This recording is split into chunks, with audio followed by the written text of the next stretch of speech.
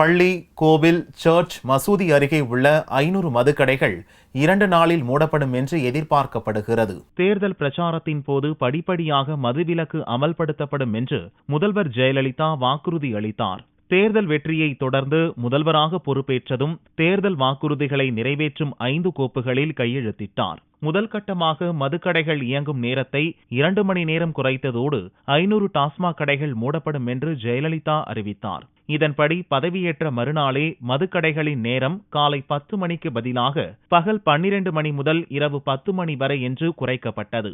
தொடர்ந்து தமிழகம் முழுவதும் மூடப்பட வேண்டிய 500 டாஸ்மாக் கடைகளை கண்டறியும் பணி முடுக்கிவிடப்பட்டது. தமிழகத்தில் மொத்தம் 6700 மதுக்கடைகள் உள்ளன. இதில் எந்தெந்த மதுக்கடைகளை மூட வேண்டும் என்பதற்காக டாஸ்மாக் மண்டல மேலாளர்களிடம் இருந்து பரிந்துரை பட்டியல் கேட்கப்பட்டது. பொதுமக்கள் எதிர்ப்பு தெரிவித்த கடைகள் என்ற அடிப்படையில் மாவட்டத்துக்கு 10 முதல் 15 கடைகள் வரை கணக்கெடுத்து 525 கடைகளின் பட்டியல் தயார் செய்யப்பட்டது.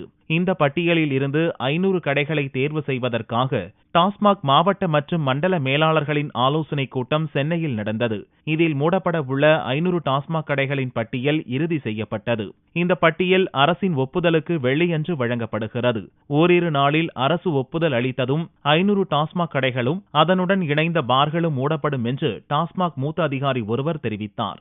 ஏற்கனவே மது விற்பனை நேரம் குறைக்கப்பட்டதால் மொத்த விற்பனையில் 5 முதல் 6% வரை மது விற்பனை குறைந்துள்ளது. ஆனாலும் மொத்த மது கொள்முதலில் மாற்றம் இருக்குமா என்பதை இனிமேல்தான் கணக்கிட வேண்டும் என்று அதிகாரிகள் தெரிவித்துள்ளனர்.